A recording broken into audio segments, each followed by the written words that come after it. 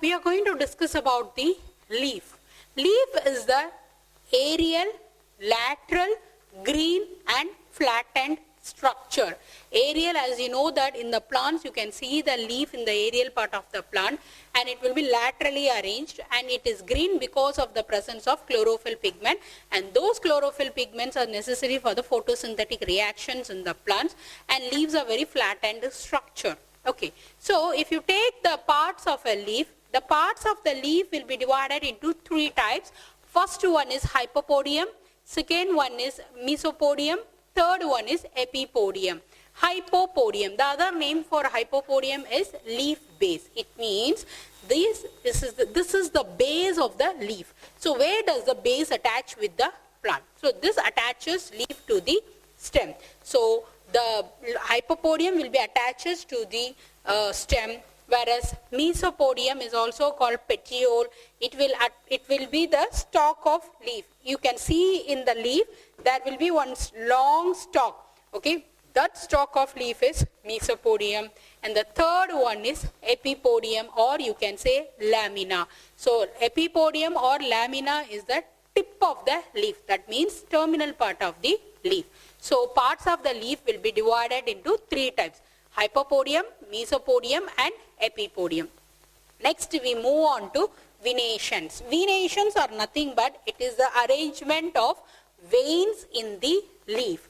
So venations is nothing but it is arrangement of veins in the leaf. So if you take a venation, it has two types: reticulate venation, parallel venation. Reticulate venation is nothing but main vein will be divided into many number of veinlets.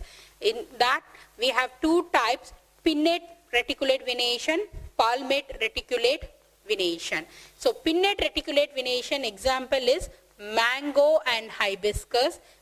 Palmate reticulate venation example is Jujubas jujuba. So in that pinnate, the main veins will be divided into few veinlets, whereas palmate reticulate venation, extensively reticulated pattern will be seen in the palmate. Next we move on to parallel venation. Again this parallel venation will also has two types. One is pinnate type, another one is palmate type. The pinnate type example is banana, and for the palmate type example is bamboo. So the one thing common in the pinnate parallel and palmate parallels is the veins will be arranged in the parallel form. Okay, so this is about the venation. Next we move on to types of leaf. If you take a types of leaf, it is two types. One is simple type, another one is compound type. In the simple type, leaf will be can be seen in the radish, whereas the compound type of leaves will be seen in the tamarind plant. Okay, tamarind tree. Okay, so this is about the types of leaf. Next we move on to phyllotaxy. Phyllotaxy is nothing but arrangement of leaf. How does the leaves are arranged? So either it will be alternate or spiral, that is hibiscus, or the leaves will be arranged opposite. Example is tulsi, and the third one is whorled or verticillate. Example is galium. Okay, so this is about the phyllotaxy. Next we move on to modification. So usually here the leaves will be modified into specialized structure to perform other than photosynthesis. As we all know that the general function of leaf is to carry out the photosynthetic reaction, whereas in the modified version, other than photosynthesis, the leaves will be performed as some specialized structures. Okay, on that the first one we are going to talk about is whole leaf tendrils. It means the whole leaf will become tendrils for climbing up. Example is Pisum sativum. And the second one is leaf hook. It means the leaf will appear a claw-like structure, hook-like structure for the climbing of the plants. Example is Bignonia. And the third one is scaly leaf. It means it is a non-photosynthetic leaf and helps in protection. Example is Ruscus. And the fourth one is trap leaf. Trap leaf means it is a pitcher plant. Example is Atricularia. And the fifth one is scaly storage leaf. Here the leaf will become a storage organ so that food materials can be stored and it can be utilized. Example is onions. And the last one is phylloid leaf. It means petiole of leaves gets modified into photosynthetic leaf-like structure. Okay, example is acacia. So if you take the modification of leaf, the modification of leaf will be divided into 6 types. So you can see any one among them in the any kind of a plants. Next, we move on to inflorescence. Inflorescence is nothing but it is a shoot of flowering plants modified to form flower. So the arrangement of inflorescence is nothing but the arrangement of flowers in the shoot system is the inflorescence. It has 2 types, simple racemose, compound racemose. Simple racemose is nothing but young flowers will be seen at the apex, old one at the base. That is simple racemose. Compound racemose is peduncle of simple racemose is branch. It means the simple racemose branch, simple racemose itself will be further branch, that we call it as compound racemose. And there are special types of inflorescence can be seen. It means arrangement of flowers can be seen in a special type, but not in the all the plant, very particular families. Okay, for that example is Cyathium can be seen in the Euphorbiaceae, Verticillate star will be seen in Lamiaceae family, Hypanthodium will be seen in Ficus plant, and Cynanthium will be seen in Dostenia plant. So with this we have completed the leaf and inflorescence. Next we move on to flower. So next we move on to flower. Flowers are reproductive part of the plant. Usually these flowers will be developed from the axis of small leaf-like structure called bract. So usually these flowers are developed from the axil of small leaf-like structure called bract. Okay, and if you take the parts of the flowers, the first part here we are going to discuss about is calyx. Calyx is also called the sepals. It is the outermost part of the flower. Okay, and if you take this calyx, it has 3 types: caducous, deciduous and persistent. Caducous is nothing but the moment flower starts its opening, the flower will be fall down. So example is poppy plant. Deciduous is when it attains its maturation, then it will fall down. That is mustard plant. Example is mustard plant. Persistent is the flower will not fall down even after maturation. Example is tomato. It means, sorry, not flower, it is a sepal. Okay, so sepal when it is fall down immediately after the flower opening is caducous, and sepal which is fall down after the maturation is the deciduous, and the sepals does not fall down even after the maturation is the tomato. Next part of the flower is corolla. You can also call it as petals.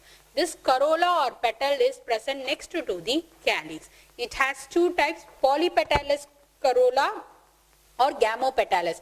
Polypetalous means number of petals will be present, and gamopetalous means gametes will be present in the petals. Okay, so example for polypetalous is mustard. For the gamopetalous is Ixora coccinea.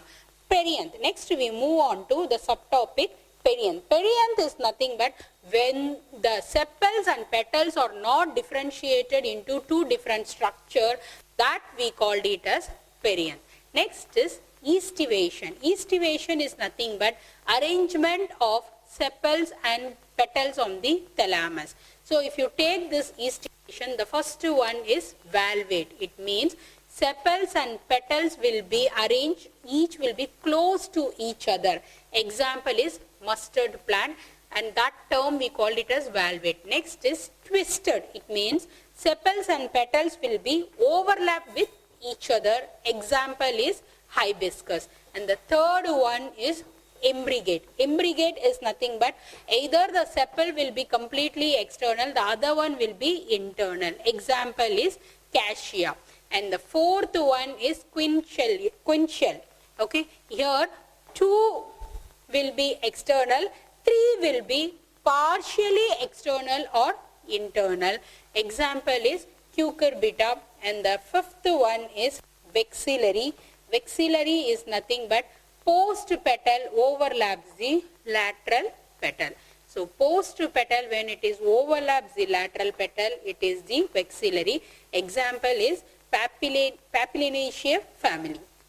Next we move on to stamens or androecium. Stamens are nothing but it is a male reproductive part of the flower plants. And if you take the types of stamens will be basified, adnate, dorsifide, versatile, epipetalous, gynandrous, cynandrous, tetradynamous. So these are the types of stamens which is present in the different types of plants. Next we move on to gynoecium. Gynoecium, as you already know that stamens is the male reproductive part of the plant and gynoecium is the female reproductive part of the plant, and one or more units of gynoecium together we called it as carpels. If one or more units are there, that we called it as carpels. And if you take this carpel, it has many types: monocarpellary, bicarpellary, tricarpellary, tetra, penta and multicarpellary. So these are the different types of carpel things. And next we move on to types of carpels: apocarpus and syncarpus.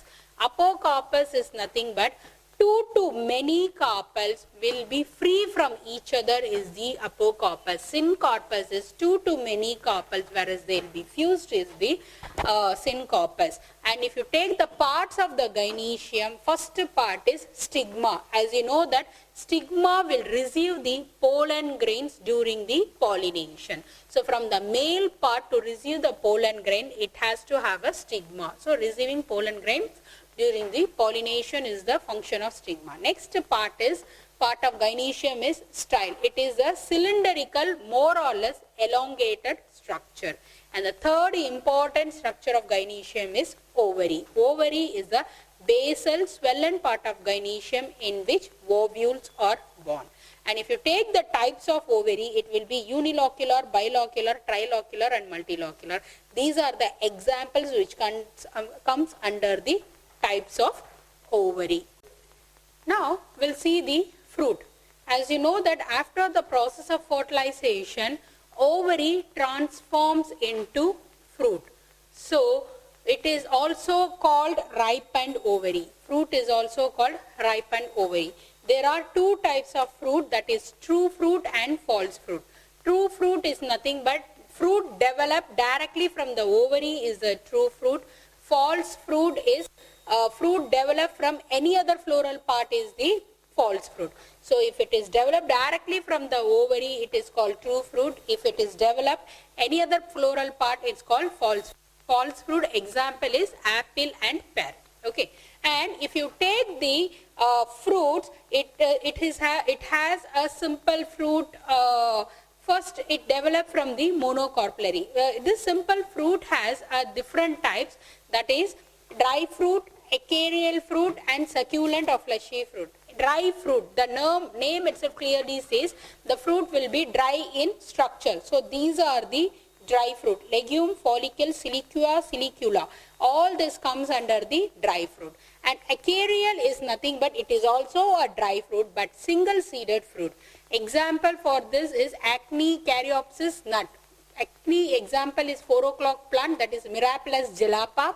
Caryopsis is a grain and nut is cashew nut. Schizocarpic, it means after ripening they break into segments. So after ripening the fruit will be breaks into segment. You would have seen that groundnut, carrot, castor, all this comes under the schizocarpic fruit. But all this, everything is a dry fruit. Next one is the succulent fruit, or you can say the fleshy fruit. So these are the types. Drupe is a coconut. Berries, you know, there is any kind of a berries. Pepo, muskmelon. Hesperidium is a citrus fruit. Pome is apple. Balusta is pomegranate. Amphisarca, wood apple. Okay. So these are the different types which comes under the fruit. Okay. Next we move on to seed. Seed is a mature fertilized ovule enclosing a small embryonic miniature plant by a covering called seed coat. It means seed is nothing but it is a mature fertilized ovule. It is a mature fertilized ovule is the seed. Okay, and this seed has three parts: embryo, endosperm, seed coat. Embryo, you know that what is the function of an embryo. Endosperm is it nutritive tissue of the seed. It means it provides the nutrition for the seed. Seed coat will be protecting the seed, and it has two seed coat. One is outer seed coat, another one is inner seed coat. Okay, and if you take the types of seed, it has dicotyledons, monocotyledons, endospermic, non-endospermic. Dicotyledon example is pea plant, monocotyledon example is rice, endospermic example is zea maize, and non-endospermic is pea plant. Okay, the difference between endospermic and non-endospermic is endospermic plants, it will store the food materials generally in the seed, whereas in the non-endospermic, it will also store the food materials but will be in the cotyledons. Okay, so these are the different types of seed.